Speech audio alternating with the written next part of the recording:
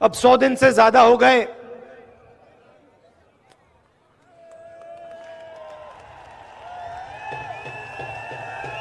देखो, आपने बात याद दिला दी। मैं कुछ और कहने जा रहा था, आपने डाइवर्ट कर दिया।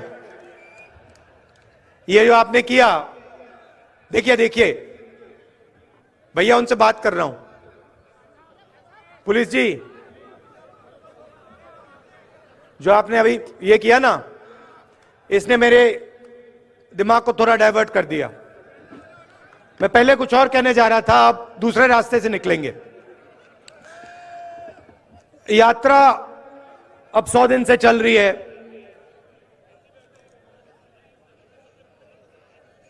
केरला, कर्नाटक, आंध्रा, तमिलनाडु, मध्य प्रदेश, राजस्थान, अलवर। रास्ते पे कभी कभी, जैसे मैंने यहां बोला प्रेस के हमारे मित्रों, मुझे रास्ते पे अपने दूसरे प्यारे मित्र भी मिल जाते हैं। आमतौर से वो बीजेपी के ऑफिस के ऊपर खड़े होते हैं। मैं निकलता हूं, वो ऐसे खड़े रहते हैं।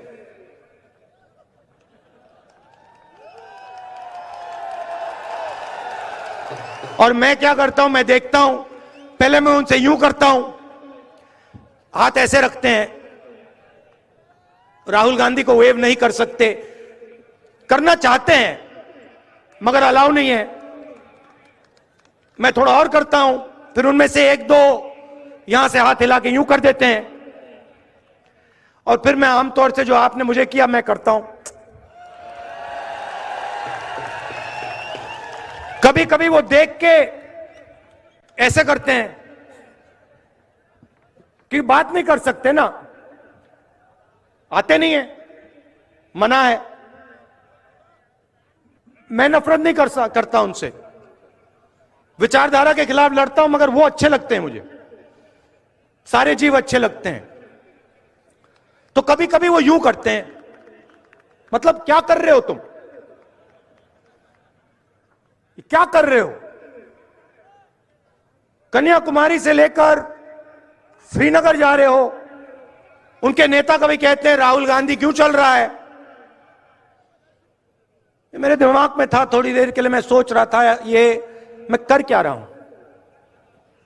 पैदल चल रहा हूं, लोगों से मिल रहा हूं, गले लग रहा हूं, क्या कर रहा हूं? और जवाब मिल गया।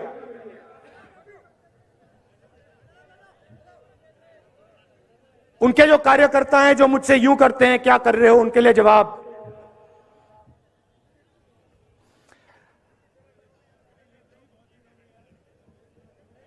नफरत के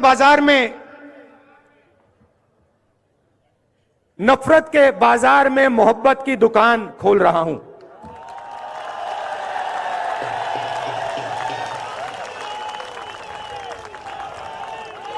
आप मुझसे नफरत करो, आप मुझे गाली दो,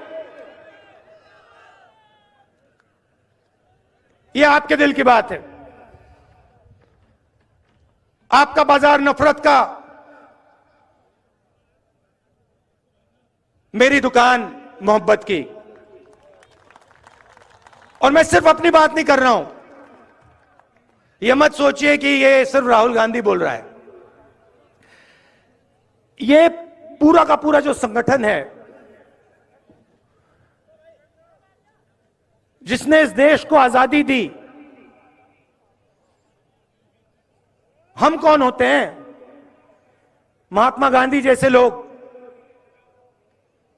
जवाहरलाल नेहरू, सरदार पटेल, अंबेडकर जी, आजाद, इन सब ने नफरत के बाजार में मोहब्बत की दुकान खोली थी। यही हम करते हैं। तो यह है मेरा जवाब बीजेपी के सब लोगों को। आइए, आप भी नफरत के बाजार में मोहब्बत की दुकान खोलना शुरू कीजिए। अंत में आपको करना पड़ेगा, क्योंकि हमारा धर्म हमारा देश मोहब्बत का देश है, नफरत का नहीं है।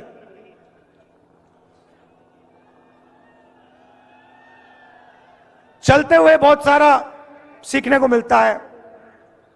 कई चीजें अच्छी लगती हैं, कई चीजें इतनी अच्छी नहीं लगती हैं। तो शुरुआत में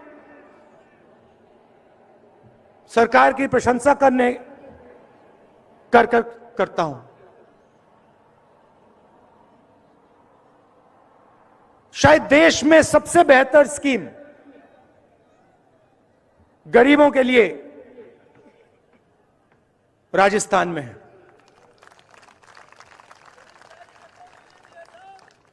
देखिए, मैं प्रशंसा कर रहा हूं, मैं फिर बुराई भी करूंगा, सच बोलूंगा मैं। तो चलते हुए महाराष्ट्र में, बाकी स्टेट्स में रास्ते पे लोग मिलते थे, कहते थे हमारे को किडनी का ट्रांसप्लांट करवाना है, पैसा नहीं है। स्टेंट लगवाना है, पैसा नहीं। मैं पूछता था कितना पैसा लगेगा? 50 लाख रुपए लगेंगे। हमारे पास नहीं है, हम किसान हैं, कहां से आएगा? सब जगह ये होता था। अजीब सी बात है, राजस्थान में ये नहीं हो रहा है।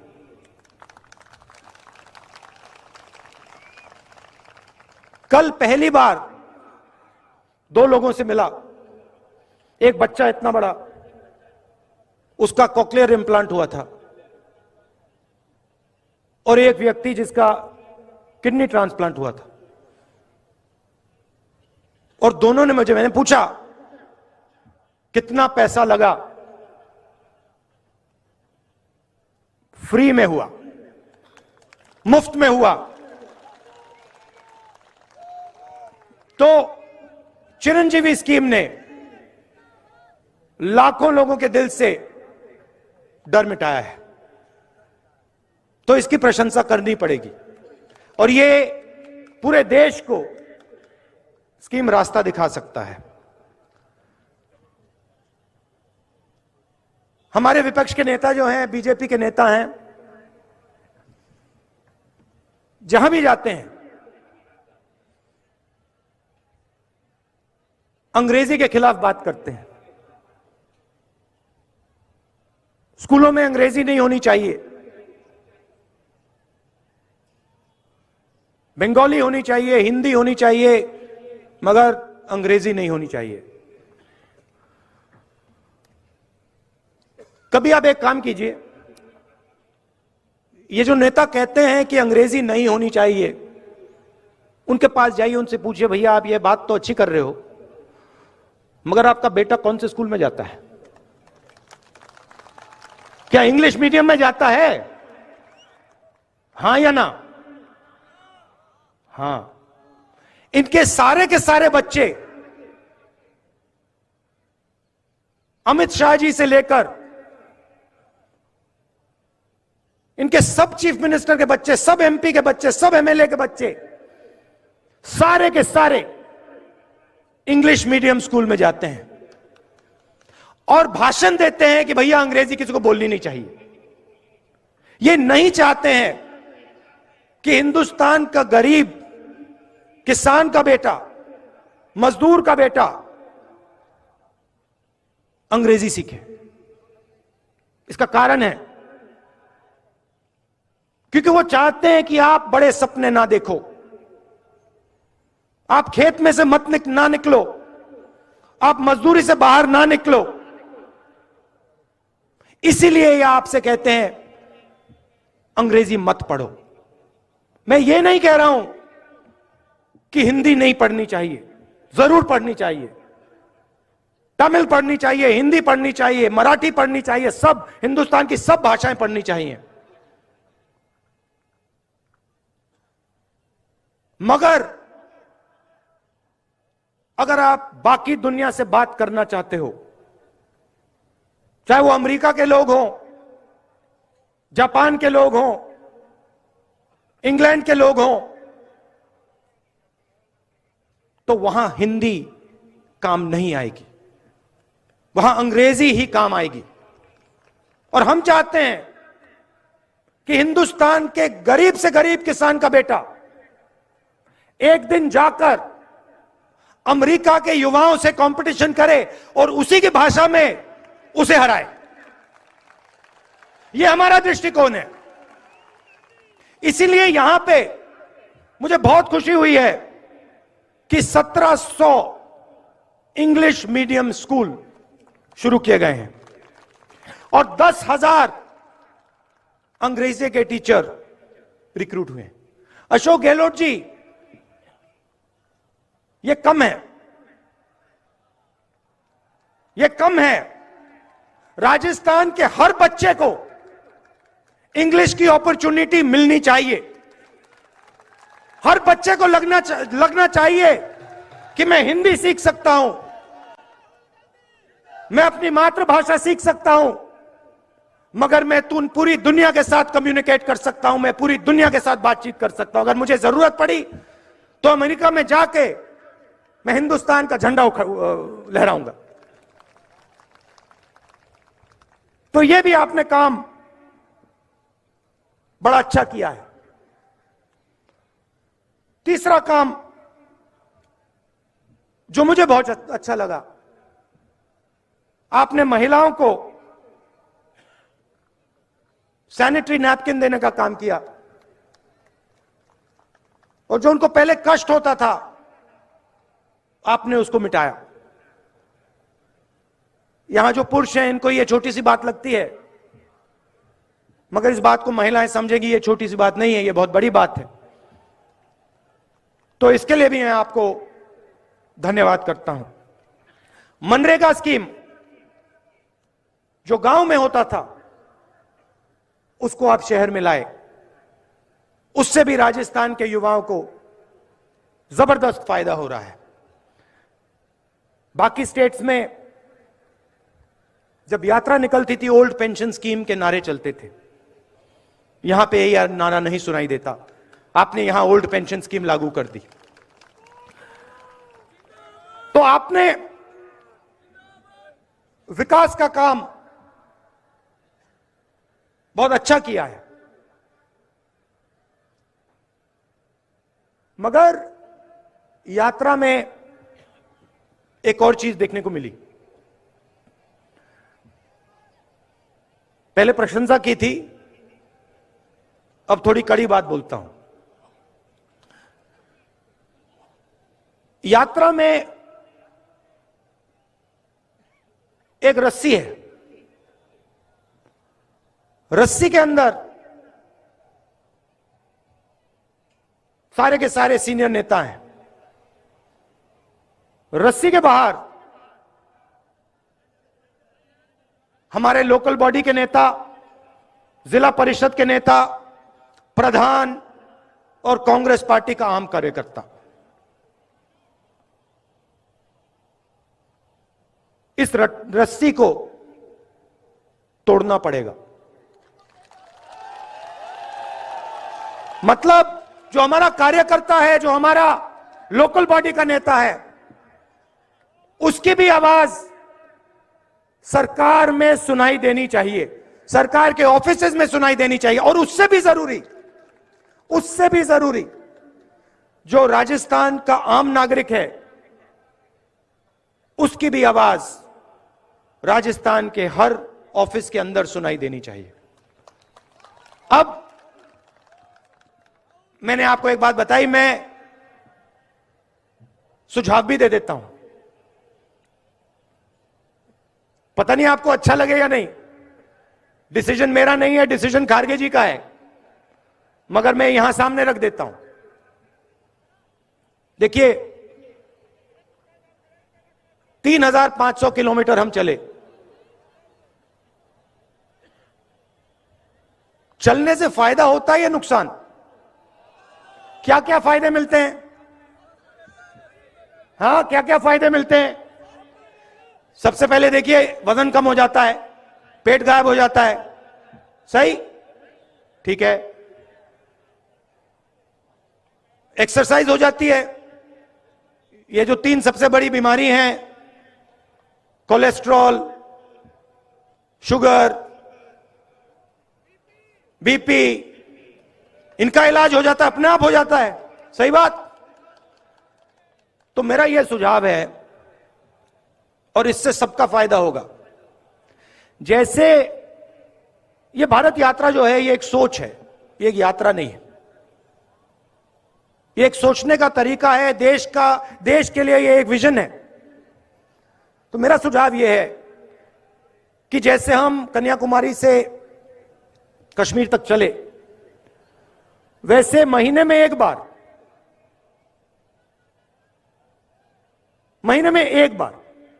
पहले मैंने सोचा हर 15 दिन, मगर अब मैं कह रहा हूं महीने में एक बार कर लो। राजस्थान की पूरी कैबिनेट राजस्थान के सड़कों पे चले। आपने दिखा दिया है कि आप 25 किलोमीटर चल सकते हो। 25 किलोमीटर चला है सबने। मैं कह रहा हूं 25 मत चलिए, 15 चलिए। हर महीने एक दिन चुन लीजिए। आपके 30 मंत्री हैं, 33 डिस्ट्रिक्ट हैं। एक मंत्री को एक डिस्ट्रिक्ट दीजिए, 15 किलोमीटर चलाइए, जनता के बीच में डालिए, सारे के सारे। ये देखो, मजा आया ना। इसमें होता क्या है मैं आपको बताऊं। इसमें होता क्या है, आदमी छुप नहीं सकता। अब देखिए, मेरे पास लोग आए, कहते हैं राहुल जी, हमारे गांव में फ्लोराइड, पानी में फ्लोराइड है। अगर पूरी राजस्थान की सरकार महीने में एक बार, मैं हर रोज नहीं कह रहा हूं, महीने में एक बार चल ले, तो जो भी लोगों की कठिनाई होगी वो यात्रा में आकर आपके पास सीधा आ जाएंगे और आप उनकी मदद कर पाओगे। बात वहां नहीं रुकती। आपकी फिटनेस बढ़ जाएगी, शुगर की बीमारी खत्म हो जाएगी, अस्पताल जाने की जरूरत नहीं होगी। तो ये मेरा सुझाव है, खारगे जी के लिए सुझाव है, गहलोत जी के लिए सुझाव है। अगर ये करना चाहें, मुझे लगता है इससे कांग्रेस पार्टी का, राजस्थान का और हमारे सब नेताओं का फायदा होगा। क्या लगता है आपको? सही बात है।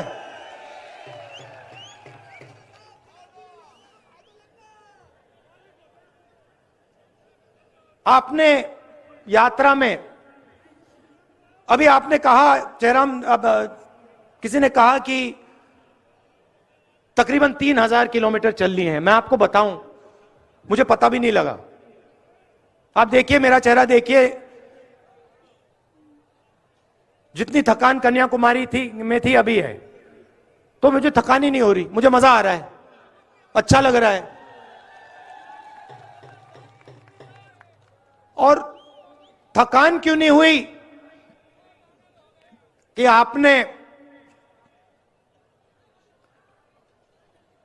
आप मोहब्बत की दुकान में आए,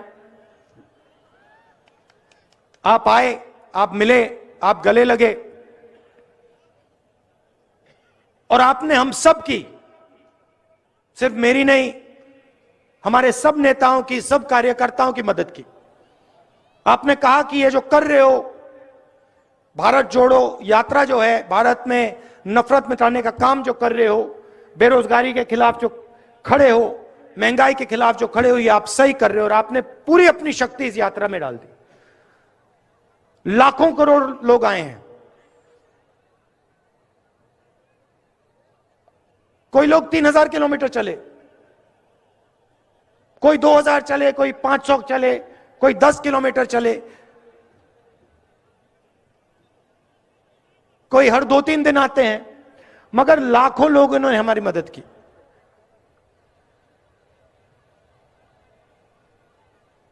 हर रोज 6-7 घंटे हम चलते हैं। आज मेरा भाषण थोड़ा लंबा हो गया, मगर आमतौर से हम 7-8 घंटे आपकी बात सुनते हैं, किसानों की बात, मजदूरों की बात, और फिर 15 मिनट हम आपकी बात रखते हैं। दो चीजें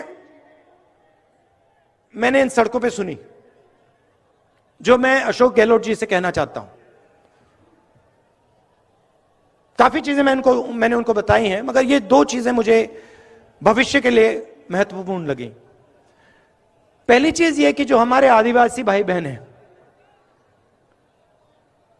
जो ट्राइबल बिल में उनको हक दिया गया है, जमीन का जो हक दिया गया है, उसको राजस्थान की सरकार जल्दी से जल्दी 100% इंप्लीमेंट करके दिखा दे। आदिवासियों के बारे में मैंने कहा, भाषण में कहा कि बीजेपी आपसे कहती है कि आप वनवासी हो। आप वनवासी नहीं हो, आप आदिवासी हो, आप हिंदुस्तान के ओरिजिनल मालिक हो, और इसीलिए यह काम, यह आपका हक है, और यह काम कांग्रेस पार्टी को राजस्थान में, बाकी देश में कर देना चाहिए। बिल बहुत अच्छा है,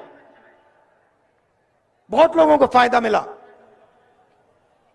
मगर लोग अभी छूट गए हैं और उनकी मदद होनी चाहिए। और दूसरी बात, 21वीं सदी में जिसको हम गिग वर्कर कहते हैं, जो उबर चलाते हैं, ओला चलाते हैं, जोमेटो के लिए काम करते हैं, जो डिलीवरी का काम करते हैं, छोटे छोटे काम करते हैं, उनके बारे में हमें सोचना है। जो सरकार में काम करता है उसे सरकार पेंशन देती है, उसकी रक्षा करती है, मगर जो लाखों लोग, करोड़ों लोग गिग इकोनॉमी में काम करते हैं, उनका कोई सोशल सिक्योरिटी का सिस्टम नहीं है, उनका कोई पेंशन का सिस्टम नहीं है, उनकी रक्षा नहीं होती है। तो इसके बारे में भी सरकार को सोचना चाहिए। मेरा सुझाव है